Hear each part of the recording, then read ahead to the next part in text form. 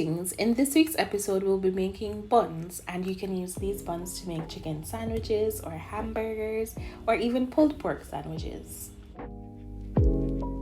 So we're going to first begin by blooming our yeast, and to some warm milk we're going to add some sugar and a tablespoon of yeast.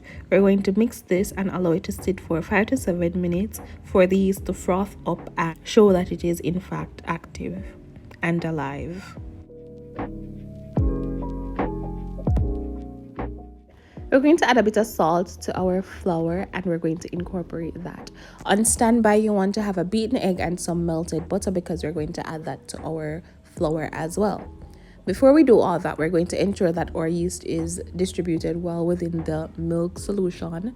So we're going to mix that once more, pour it into the flour and start incorporating that. So once you've had that yeast mixture incorporated as best as possible with your flour, you're going to begin adding in the other ingredients, which is the egg. We're going to mix that as well, and then we're going to add in the butter and mix that.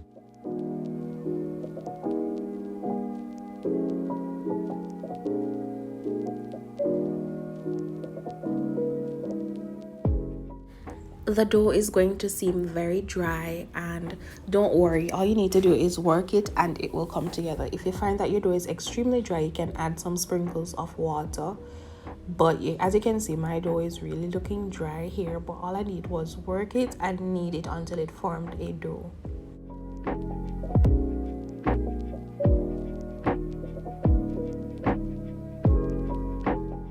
Once that starts coming together, we're going to have a dough ball, and we're going to want to knead that from between 10 to 15 minutes to formulate the gluten within the dough. It's going to take a while, but just do it,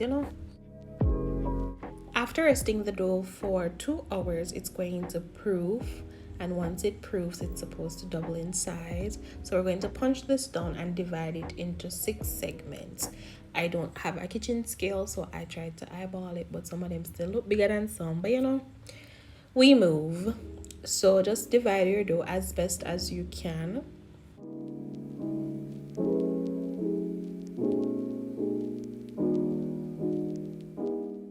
After we have divided the dough, we're then going to form our burger buns, but we're going to just call them dough balls for now. So what you're going to do is take the sides and work them in on themselves. This ensures a circular shape, so once you've gotten all the sides in on themselves, you're going to flip the dough over and work the underside. So with your thumb and your pinky, you're going to want to tuck the dough in on itself. This is going to form a little ball, which is the shape of our hamburger bun.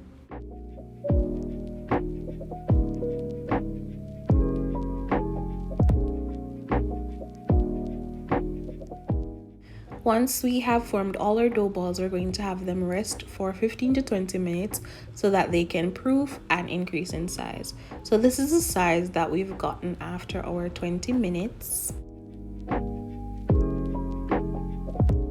We are now going to coat all the buns in an egg wash. This helps with browning.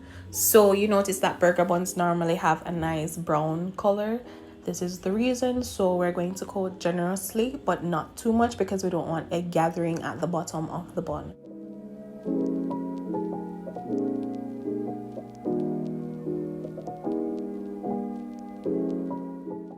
After you have coated all the buns in egg wash, you can add sesame seeds. The egg wash will allow the sesame seeds to stick better to the dough, which is good. After that, we're going to bake them until they are brown, which can take between 15 to 20 minutes for them to get brown. This is what my buns look like once they come out of the oven, and I just had some melted butter and I brushed them with the melted butter. This allows them to glisten and look prettier.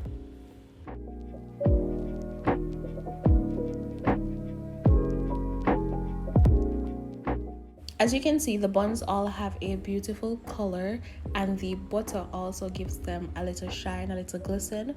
I also want you to see what the texture of the bun is like, so I cut one and you can see that the bun is soft. Knife was going through very nicely, and the next shot shows me poking it.